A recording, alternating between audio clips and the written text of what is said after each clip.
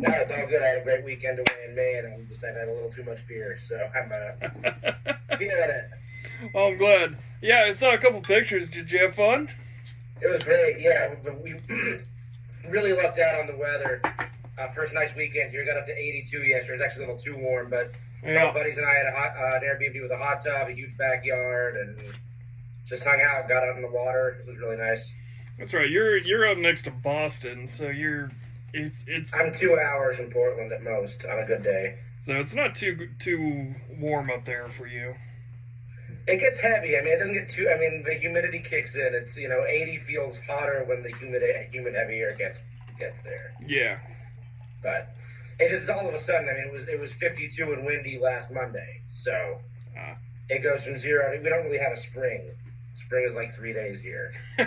the funny thing is that's pretty true here too. Like, Yeah, but it goes from like being in the 40s, 50s to being in the 80s and 90s. yeah, Yeah, with high humidity. no fun. Yeah, Indiana. It's yeah. I'm here, but I'm not really here. So I'm gonna soak as much of this as I can. I'm gonna smell and taste a little bit of this Flanders Red Ale, but I have had my beer quota for the weekend starting Friday night. No, it was just great. I mean, we had a hot tub, a backyard. We played some cornhole, some can jam, and just got a bunch of local beer in and hung out. Went to Allagash yesterday. Nice. Yeah. How's your Very weekend? You work weekends? Rarely. If Yeah. there's something wrong, then I have to work weekends. But most of the time I work on my home stuff. I'm remodeling the house and doing a bunch of other stuff. So That's a project in and of itself. yeah, yeah, it's kind of pain, especially when you live in the house and the house isn't very big. Yeah. How you doing, John? Doing well. You got to get out of here with that shirt, though. Sorry. Dodgers. Oh no, you're in Arizona. Oh, yeah. And they just won. Yeah, we're getting our asses handed to us by the Cardinals. So already they choked good on team. them for 4 runs in the first inning. But, Yeah, Gavin Lux hit a deep double. They were down 4-3 in the 2 outs in the bottom of the ninth. Gavin Lux hit a deep double, and Bellinger and Taylor both scored and won the game. makes up for his throwing issues, huh? Mm-hmm.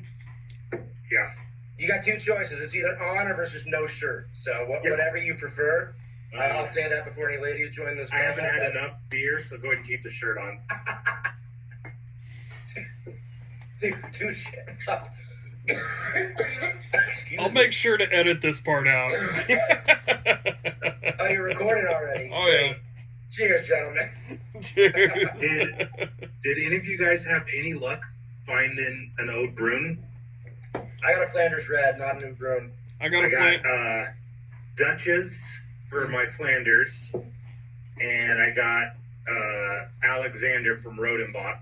Yep, that's the exact one I have. And then I just picked up two that I hadn't had before. This one is from Hof 10 Dormal, Okay. and it's I think it's just a wheat.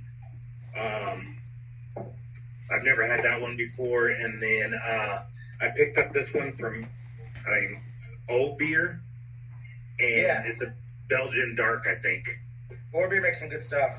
Okay, yeah, I haven't had that before, and that's the nightcap beer. That's 9%. Nice. Yeah, to be Enjoy. honest, this Alexander just tastes like all the cough medicine I've been on, so it's a little Yeah. bit of throwback. But Yeah, we can get Dutchess here all day long, nice. but I went to a couple different stores and I couldn't find an Ode Brune. Yeah. So we have two places in town that I could probably find stuff, but one of them I've been boycotting for years because they sell absolutely god awful. Like, they store it wrong and they sell it years out of date, and they're just god awful place. So if basically my normal big liquor store doesn't have it, then I'm not gonna find it here.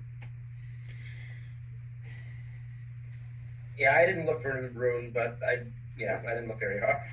So, I know. I went to feet. I know the guy who orders the beer there, and I walk in and he's like, "Oh, what are you looking for today?" And I told him, and he was like, "Nope." to be completely honest, Allagash probably had one. I just didn't even think about it when I was there. What are you drinking? I went It doesn't to look like Phoenix. either of those. Oh, Went to Phoenix yesterday. I was gonna look, but then I ended up hitting up breweries instead. I decided to get some Amstel Light as well, just so I could start, like, you know, preparing my palate for the the off flavor testing. That's a good. It is Amstel Light that they Yeah. they might use. Might. Yeah. Yeah. Yeah. So I haven't My had. bosses are setting up another blind tasting for me next week. We're gonna do 4 more beers, this or that, and then also doing a spike for me. So Nice. Yeah, I have not had an Amstel Light in probably 10 years, so I figured yeah, it's been a minute for me. it's grassy. See, that might be the majority of the beer they sell is for the Cicerone program. Yeah. Single-handedly keeping Amstel in business. Yep. Yeah. Honestly, it tastes like hay to me. Like egg? Hay. Oh, hey, I think you said egg. No. Uh-oh. Like hay, like chewing on hay. That's what this. Yeah. It's what it tastes like to me. Like.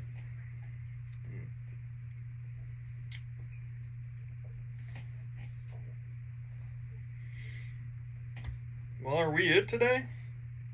We might be. People don't like us anymore. Just kidding. I look forward to this all week. Yeah. Oh, I forgot to put on my Bender Sucks hat. That's what's wrong. I forgot to put mine on, too. You should mail us all out a handful of Bender Sucks hats.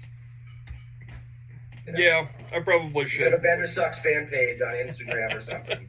I'm working on it. It's definitely going to be a part of the YouTube thing. Gotta get the merchandise, man. Gotta get the merchandise. So one of my main channel is the one that these are being put on with all the other stuff, but I'm starting a third channel that's going to be all about e-commerce and trying to set up like all of the side hustles and stuff and seeing what works and what doesn't. And there's going to be a merchandising section on there, and there'll be Bender Sucks hats and Bender Sucks t-shirts and picture or like stickers and Nice. Yeah. So yeah, I mean, I guess maybe we should just talk. I guess so. Logging on. I'm actually surprised that there's not more head on the. I mean, I don't drink a ton of Flanders Reds or Oud Bruins, but I've got basically I I no don't have head. much either. It's not a very. Doesn't feel like a very lively beer. I'm reading from the Chris Cohen study guide in the Flanders Reds section, and basically what it says is Flanders Reds are generally more acetic and fruity than Oud Bruins, so more vinegary, and that's created by Acetobacter and a tiny bit of Brettanomyces.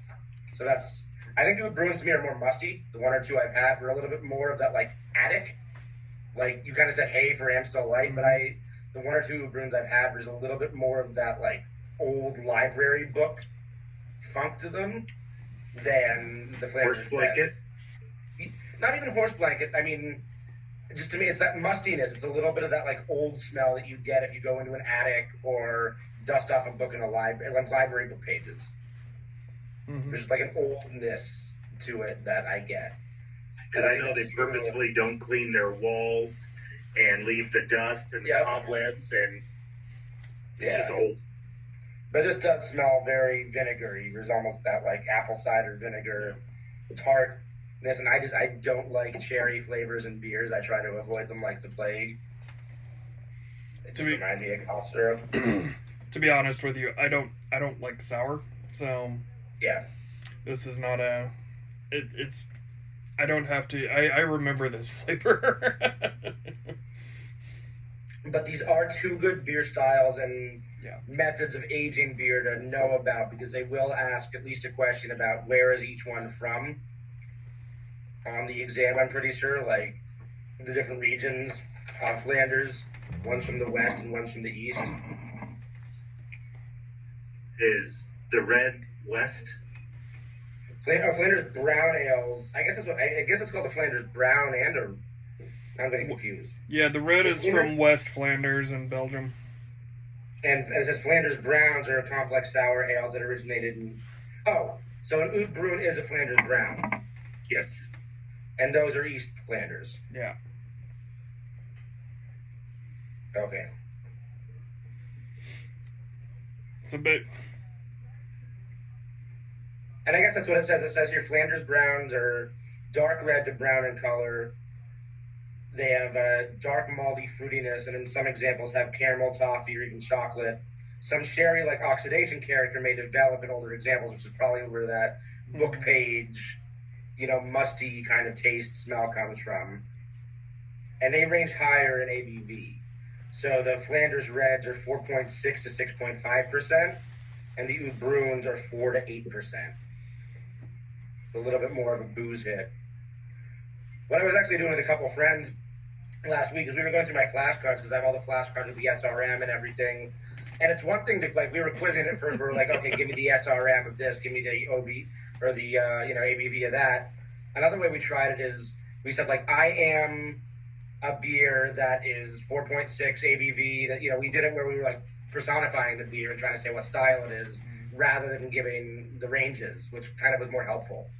You hear it in full rather than trying to go step by step, because the ABV ranges are also a pain to memorize, but you have to do it. Honestly, that's the side of it that I feel the weakest on is the style, memorization of styles. That's probably the only reason why I haven't taken the test yet. Yeah. Well, 25% of the test is a bunch. I read. Yeah, it is. If I read through a couple of cookbooks and then take the test, I'm sure I would do fine on everything else but styles. I think Randy Mosier's Tasting Beer talks about it, plus definitely Garrett Oliver's cookbook, but that's a thick read. Yeah. Tasting Beer is the book that I recommend to anyone who is considering getting into the industry. It's actually a fun read too. Yeah. The audiobook is really good. I highly recommend it if you don't have it. Okay. I put it on when I'm driving or when I'm in the shop, or where I listen to a lot of audiobooks, so I put it on in the shop while I'm doing stuff, and I can try to get it all in my head. So here's something else good to note about the differences between the styles. The Oud Bruin is not wood aged. It matures in stainless steel at warmer temperatures. And that, I guess, that helps not get the acidic, vinegary taste. It's true, because part of the reason of having fooders, which it drives me nuts that it says large oak tanks on here and not fooders. Yeah. Part of the reason for having fooders is the microbes actually permeate the wood up to a couple millimeters, so you get that same growth out of that tank from then on, basically. So stainless you can put anything in because you can clean it pretty thoroughly afterwards, but oak, it is going to be that from then on. Yeah, so I'm just looking at key flavors that I've written down. Flanders Red, a good way to think about it is Flanders Red's really go to that cherry, plum, stone fruit, and berry flavors, and Oud Bruins are more raisins, figs, toffee, and chocolate, more of a, I don't know what you call raisins and figs in terms of fruit, but just that difference. It's not quite that ripe, fresh cherry. I guess it's not fresh, but you know what I mean. It's not that juicy fruit that you'd think of. It's more of that dried, aged fruit. Definitely get a lot of berries on this Duchess. Yeah. But also apple cider vinegar. Not quite nail polish, but it's pretty acidic. You know what it reminds me of? This is a weird connection, but did you ever use those Paz egg dyeing sets? Yes. It has that smell to it. Well, it was done in The vinegar. aspect. Like you put it into like you used a white vinegar in with those to Yeah. do that. Yeah, Yeah. yeah. That's just like the weird connect. I try to make weird connections Yeah. to help me remember things. Like there was a sour or a fruit beer or sour once, and I was like, "That's like Pez candy, like straight up Pez candy." Like that's something nostalgic. But like it just reminded me of that taste of popping a Pez candy, and then I make that connection. But if I think like Paws Easter eggs, that'll stick with me easier than acetic acid and Yeah. plum. So finding those kind of abstract connections is fun and could be useful. I don't think on the Cicerone they taste test you on the difference between a Flanders Red and an Oud Brune. I don't think. I don't think an Oud Bruin is actually all that common of a beer. Like, Right. Like my bosses at one point were like, "Well, they've stopped tasting on barley wines because barley wines are just out of the picture now." yeah. But you'll want for these I'd focus more on the histories. And I mean for food pairings, I mean these would start going really well with desserts. Yeah. You know, I think these are getting into the desserty type beers. I mean, you could pair anything with a little bit of fruit. I mean, honest, Like a cheesecake. Cheesecake. this would also be really good with like salad. Yeah. Yeah. You can also even make a vinaigrette Yep. with one. Yeah, I was thinking a nice balsamic salad. Yeah. Yeah, this is the head I got off of my Alexander. Mm. Yeah. Like Very thin. less than an eighth of an inch. Yeah. Mine's probably smaller because I didn't pour it all the way, but I'm abstaining from drinking too much beer this evening. This Alexander smells a lot sweeter than the Duchess. Yeah. It's actually got a nice aroma. I get a lot of strawberry.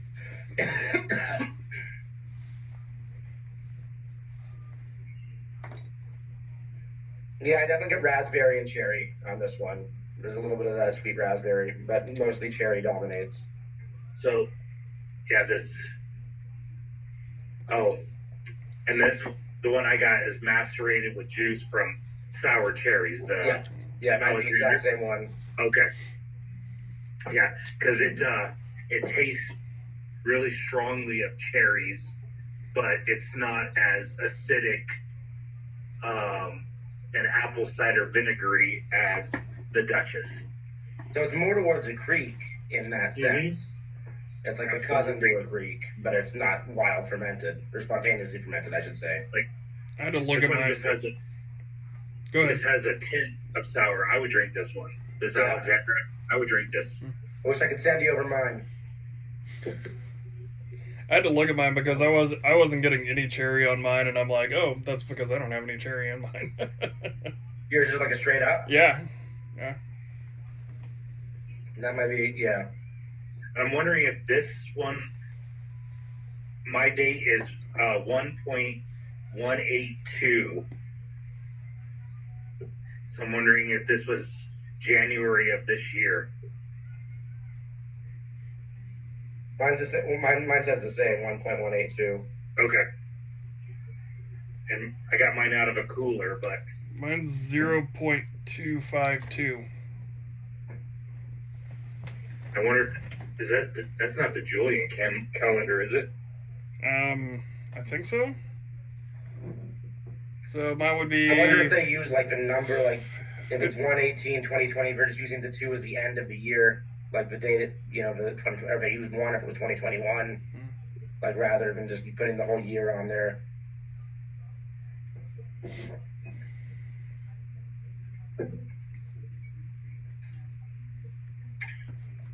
Yeah, I would drink this beer. Yeah. Definitely more so than the Duchess.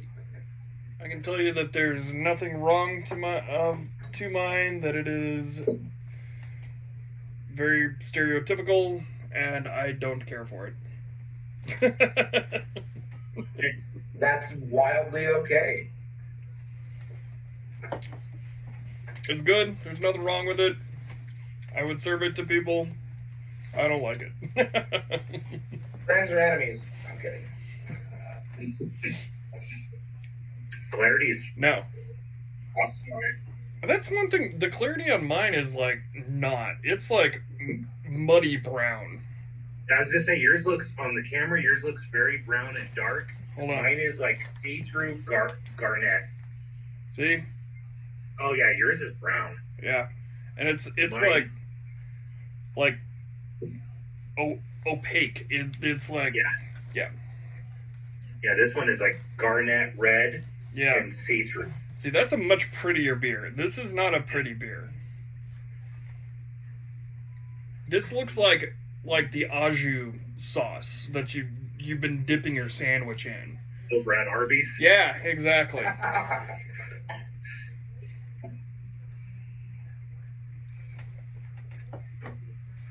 All right, so I'm turning to the wild yeast section of the Chris Cohen guide. You know, we talk about wild fermentation and some of those things. Oh, you're stocked up.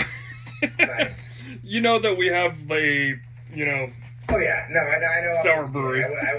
I'd be shocked if you didn't have that collection over there. Yeah, this is just like one of these days. I actually need to do this at my desk so that you guys can see my beer book collection. It's Yeah. I did order my first Master Brewers of America book. I think I got the Brew House Operation, and that should show up tomorrow. Yeah. Nice. Be interested to see how those books are. I don't think I've got that one, to be honest with you. So I think on the exam, I mean, they're going to want to know. I think one of the questions in the practice exam is, name 3 of the non-standard yeasts.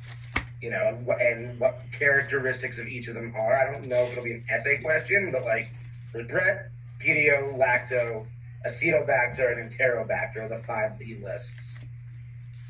And I'm assuming, the last 2, I know Acetobacter. I've never heard of Enterobacter until I started researching this, so I don't think it's one. But if that's one that sticks in your head more than the other ones, it's one to know. So I think, again, like going for origins and what they're really looking to know, about the basics of each of these.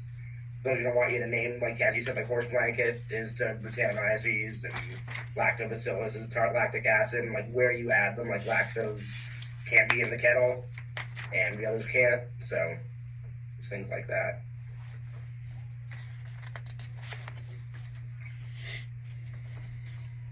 Like Orval is the perfect example of a bread beer. And is when you barrel age it for like a lambic or a Flanders, does it eat lacto, then pedio, then Brett? I don't know if there's an order. Do you? Didn't quite understand the question. Say it again. Like when you're barrel aging, and I thought that there was like an order in which the different bacteria yeasts consume, like starting with lacto, and then Acetobacter, and finishing off with Brett. I don't know that. I don't actually know the answer to that, but it doesn't make a whole lot of sense. There's something that I've read, I thought somewhere. I have something here. With Pediococcus, it says it is almost exclusively used in combination with Brett, which can clean up the diacetyl and break down any bacterial ropiness that the pedio causes in the beer. Yeah. So maybe that's just a pairing to know. So, but the majority of the time when you're barrel aging beers, like your location will have their personal mix of bacteria that is living in their oak, and when you feed it in there, that different combination will give it its own flavor. yeah. Again, like these are all like there's so much to know and want to know about, but I'm really just trying to stick straight to this guide because if those types of things aren't in here, then they're most likely not going to ask about them. So just knowing like that Brett is a slow-growing wild yeast used to ferment all the lambics, American sours, some saisons, typically very fruity, but produces barnyard or horse blanket phenol character. And Orval is like a classic example of Brett. Pediococcus produces copious amounts of tart lactic acid and buttery diacetyl. Lactobacillus produces tart lactic acid. And then Acetobacter produces harsh vinegary acetic acid. It's essentially vinegar, and it's much harsher than lactic acid, and it oxidizes alcohol into vinegar. So it's to limit its effect. It's important to keep beer's exposure to oxygen minimal. So, like in terms of like bullet points, I think that's what you need to know, because I don't think they list things in here that you would want to know, and they aren't listing things that you don't need to know. What page are you on? I know that the page numbers are 136. It comes after the hops section of the 136. It's just a list of all the non-saccharide. Hey, yeah. That's the same on mine. Nice. Nice. Look at that.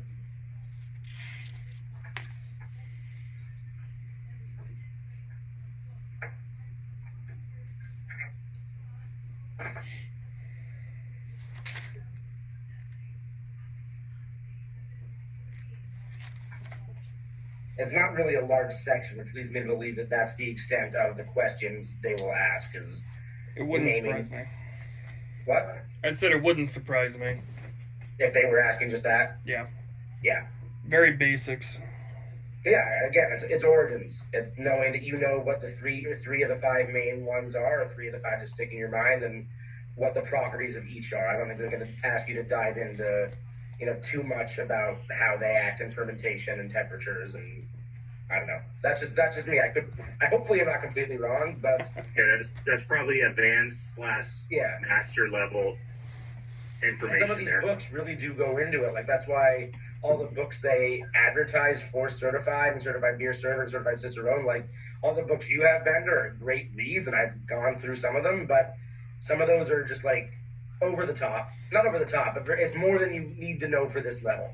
One of my biggest issues is going down the rabbit hole. Like, it's been very difficult for me to focus my study because I do have all of this information, and I just get fixated on one thing, and I go take it way too far. So that's why I've really just stuck to this guide and tasting beer and Garrett Oliver, and then one other book that I have that I like, and this. Like for Cicerone, like I've been doing the Road to Cicerone exams once a week. I started one of the practice exams last week. So, I'm really just trying to stick to the stuff that I know people who sat the exam have taken and not overwhelm myself. I just follow how it works in about a month and a half. You got this, man. You can do it. So are you doing the written and the tasting all in one day? Same week. I'm doing the tasting on a Tuesday and the written on a Friday. Awesome. Yeah. Yeah, because they offer the written online every 2 weeks, basically. They do it twice a month. And I figured if I waited 2 weeks longer, I'd probably, it's probably not the best. And I didn't want to do it before the tasting. I want to get the tasting out of the way. And then have a couple days to whip myself into shape better shape for the written exam. So I just didn't want to wait too long in between them. I just wanted to have one solid week of, okay, this is when I'm doing this. And then go drink some beer non-critically. You have to continue doing this after you sit your exam for us. We will hunt you down. Yeah, about that. We will hunt you down. That'll be a discussion. I'll just set my Zoom on and be on mute and just go about my evening. Yeah, well, you need to start studying for an advance. Yeah. I'm going for masters here, so we might as well just keep going. Noted.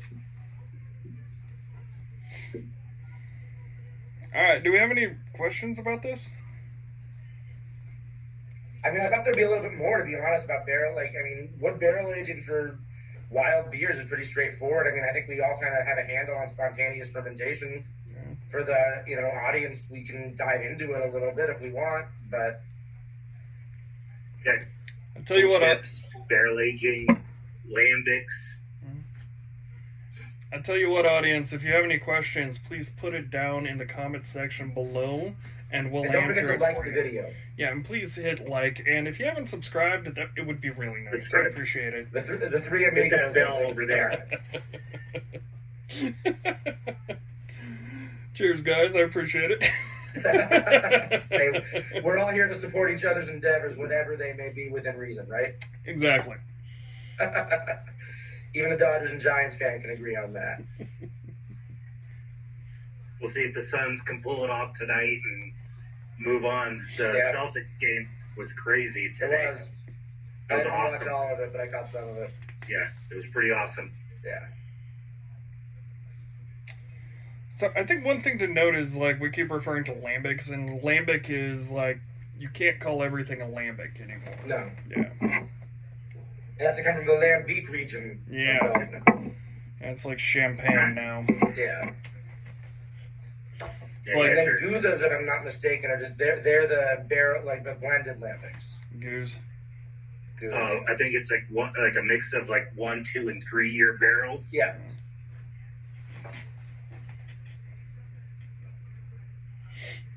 What is that? What is it called?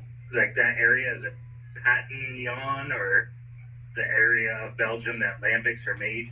I don't even remember. I don't know.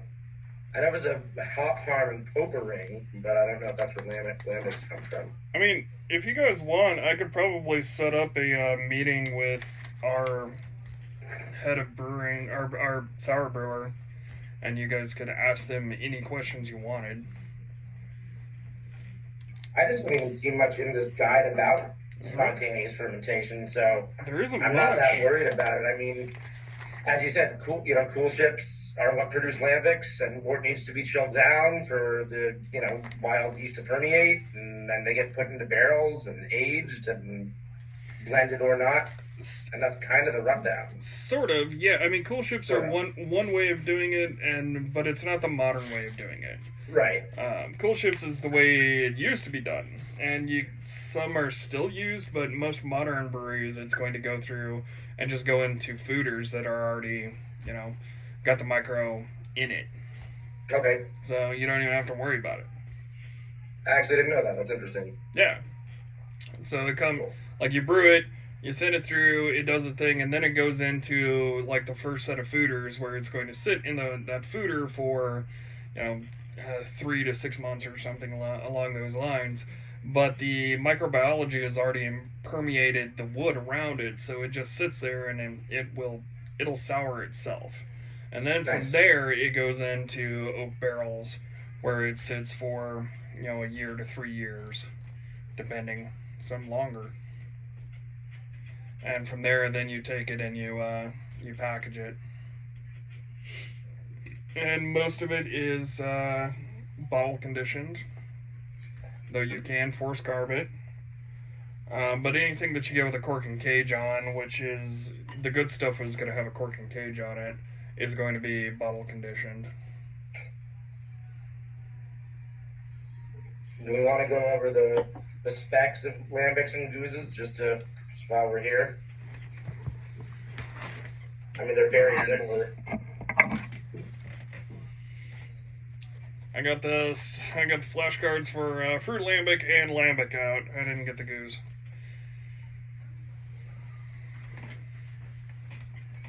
So yeah, the color is similar for both. It's lambic and gooses are both 3 to 7 SRM. Lambic alcohol content slightly lower, less broad range. It's 5 to 6.5% ABV. The bitterness on the lambic is 0 to 10 IBUs, which is the exact same as a Gouza. And key flavors are apple, citrus, hay, and barnyard funk. The Gouza, I guess, displays more notable acidity. And the alcohol range can be 5 to 8%, so a little bit higher, a little bit broader. And that probably comes from the blending of the barrels. They use old cheesy hops. I love those old cheesy hops. Yep. Gotta have mouth water more than old cheesy hops. Gotta have a place for those old hops. So this is supposedly, I haven't sampled it yet, but this is supposedly a wheat lambic. And it is... That's an interesting color. It's an interesting color, yeah. Translucent, I guess. See, I want them to make an hazy IPA from my sediments exactly. Yeah, it's sour. Yeah. Is it like acidic sour or tart sour? Tart sour. And it's from a Belgian brewery or somewhere more local? It's Belgian brewery, Til Donk, Belgium. And they grow their own barley, wheat, and spelt and hops on the farm. And then they use a sour yeast specific to the area around our farm. Located in a small village of Tildonk, it lends a distinctive smooth sourness with gentle notes of fruit. All right. You're hired. It's not bad. It's palatable. Yeah, I'd rather drink the Alexander. There's a reason those beers are still around. Yep. Yeah, it'd be fun to go to the farm, though. Yeah. It's aged for 8 months on oak barrels. So it's not a true lambic. But family-run farm. Cool. That's cool.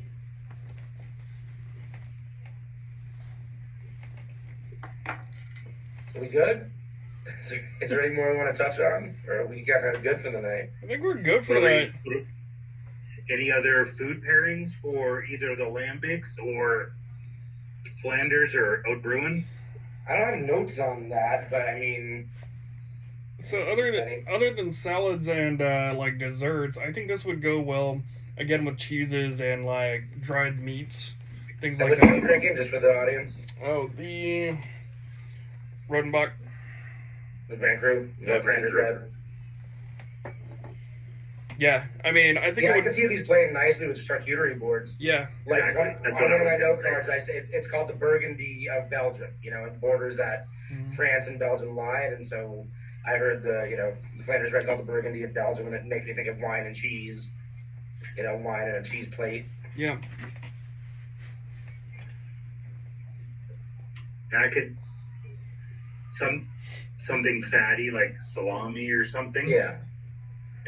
And lambics, I think, are supposed to go with oysters, if I'm not mistaken. Hmm. I've heard that's maybe not a common pairing, but I've heard that as a pairing that's been thrown out there. I could actually see that. Yeah. Yeah, Not a fruited never one had necessarily, but a straight lambic. yeah. And then, yes, I think lambics and salads, and again, cheeses, lambics and like a fatty, Mhm. like cow's milk or sheep's milk cheese, just because it cuts through all that carbonation and high acidity of the lambics. And then like the framboyer and the creek with like definitely with desserts. Mhm. Probably something chocolatey. Yeah. Or just pour a stout right in there and mix it up. Yep. Speaking of stouts, are we doing stouts next week? Yeah, let's do stouts next week. Uh, I got Oatmeal versus... milk. oatmeal, milk, and Irish dry are the ones I got written down from last week. You want to do all three, or you want to just do two of the three? 203. All right, let's do it. So how was that one in your flight panel? So the immediate giveaway was no alcohol heat Okay. because it was Irish dry versus Imperial. I think if she'd given me Irish dry versus American stout, I may have had a harder time with it. But because it was a straight 4.3% O'Hara's Irish dry stout, and there was just so much roastiness on the nose, and absolutely, it was a thinner mouthfeel and slightly translucent, so just wasn't as much body. And that's exactly how I was like, okay, there's no alcohol heat, there's no body to, there's not as much body to it, it's more towards a Guinness, and that was the dead giveaway. Because I saw it here on the shelf and I haven't had it yet. Oh, here is decent, it's a Okay. straight up. Yeah, it's a classic Irish stout as you get, other than Guinness. But Yeah, say bring in something other than a Guinness. Is it nitrogenated or no, okay? That would be the interesting part. Would be the difference in between getting it versus getting a Guinness and having the nitrogen versus the just straight carbonated. right. Yeah. But I think because of that, I don't think they'd ever use a Guinness on the exam because it is the outlier versus the model for an Irish dry stout. I don't know. I mean, that's true, but there's a couple others that are going to be nitrogenated if they ever chose to use like left-hand milk stout or anything like that. That's true. Yeah, that's fair. So. So oatmeal stout, milk stout, and Irish dry or Irish dry. Yeah. Okay. And then I guess maybe we can pull the group if there's anything they want to talk about. Yeah. Do that instead, because I mean, other than regions and styles of beer, I don't know what else we haven't kind of covered. I mean, I'm sure there's a lot we haven't covered, but What do I don't know you if there's What do a you lot feel to like talk you about. need to study? I just need to get these again the numbers in my head, Mhm. and I need to do more about. I need to just read the draft line manual. I'm putting that off because it's the one just because I've never had the hands-on experience that I need the most because I've never put it into theoretical practice. Mhm. That I need the most just knowledge of, and so I'm trying to Seriously, push myself to. I do have videos on that. Go back in my history and check them out. Cool. And it goes through the mathematics of how to do it. Like I've got one for just how to balance a line. I've got like again, I think that's what I'm getting caught. Like you said, you get fixated on one whole topic. It's like going through the whole draft manual. It's more than I need to know. So I just need to buckle down and go through the guide. I'm just putting it off because it's the one area I don't feel as comfortable in. But you have the draft quality manual. Yeah, I have that. Yeah. So if you have any questions, I will. I'll reach out. It's just it's the one part that confuses me most. But it's more just memorizing the processes. So but yeah, we'll pull the group and see what they want to talk about and go from there. Is there something else coming up on the syllabus that we need to discuss? I didn't bring. I think kind of, as I said, apart from like doing a deep dive into German styles or Belgian styles, like we've covered a good amount of it, and there's not that much about Irish or English styles really to talk about. And I always do forget the American styles, but I feel like the American styles are always just like more hops. Like American wheat ale, hoppier than Weiss beer. Pretty much. American porter. That's why, like, when I did my flight tasting, and the last one was English bitter, British bitter versus American pale ale, I was like, there's no hop presence. And this was served warmer. I don't know whether my boss did that intentional or not, but it was served warmer than the other three beers. So that's when it was like, that's a British bitter. But I just feel like all the American blondes, American stouts, it's more notable floral, spicy hop flavor or aroma. There's a couple American styles that aren't, and that would be the more interesting ones to go through. Yeah. Well, let's think about it. Let's take a look and think about it, and ask people in the group if there's anything they want to touch on, and we'll go from there. So if you're watching this, think about what you want to talk about next week. We're breaking the wall. Like and subscribe. And leave it in the comments below. Tell us what you want us to talk about. Engagement, boost those numbers. Exactly. I know my marketing. All right, gentlemen. See you guys next Sunday. Have a good one, guys. Cheers. Have a good night, guys. Bye. All right.